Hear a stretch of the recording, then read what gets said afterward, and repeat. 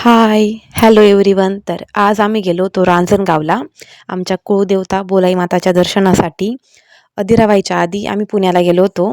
पुण्याला पण खूप जुनं आणि खूप मोठं मंदिर आहे बोलाई माताचं. आणि तिथे बोललो होतो की बेबी झाल्यानंतर आम्ही दर्शनासाठी आणू असं. पण मग अधिरा झाल्यानंतर यांना दरवेळेस काही ना काही अडचणी येऊन जाता, तर आमचं तिथे जाणं झालंच नाही. आणि ह्यावेळेस जेव्हा आम्ही सुट्टीवर येत होतो तेव्हा प्लॅन केला होता की आपण ह्यावेळेस नक्की पुण्याला जाऊ असं.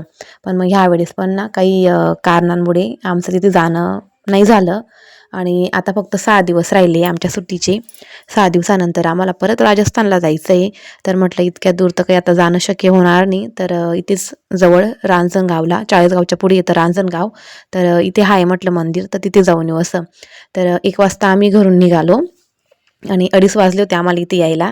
कारण तिकडे त्या रस्त्याला आमचं काही जास्त जाणं नाही आहे आणि काही म्हणजे एवढी माहितगिरी नव्हती. तर मॅपला लोकेशन लावून आम्ही तिथे गेलो. आणि देवीसाठी मी आहेर वगैरे घेऊन गेली होती. देवीला आहेर चढवला, देवीची ओटी भरली, पूजा वगैरे केली. आणि खूप मस्त मंदिर आहे, छोटंसं आहे पण मग खूप छान आहे. रांजणगावच्या पुढे आणि बाणगावच्या आधी लागतं आहे मंदिर, रस्त्याला लागूनच आहे. आणि अवतीभोवती पूर्ण शेती आहे.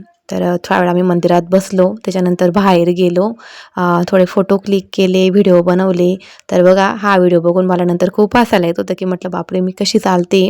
आणि मंदिराच्या बाजूला आहे ना एक खूप मोठं चिंचेचं झाड होतं. आणि जेव्हा आम्ही गाडीवरून उतरलो तेव्हाच मी म्हणत होती की आपण चिंच घेऊ असं.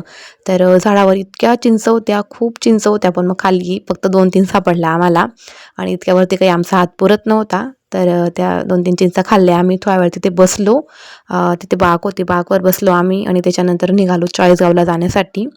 आम्हाला चाळीसगावला थोडं सामान घ्यायचं होतं आणि आम्हाला बेड घ्यायचा होता घरासाठी, बेड, देवघर घ्यायचं होतं. बेड तर आम्हाला आवडला, पण मग त्याच्यामध्ये दुसरा कलर अवेलेबल नव्हता, त्याच्यामुळे आम्ही काही घेतला नाही. आणि देवघर ना खूप छोटं होतं, तर आम्हाला मोठं घ्यायचं होतं. आणि त्याच्यानंतर आम्ही गेलो चायनीज कॉर्नरला, थोडं खाल्लं आणि घरी निघालो. चलो बाय.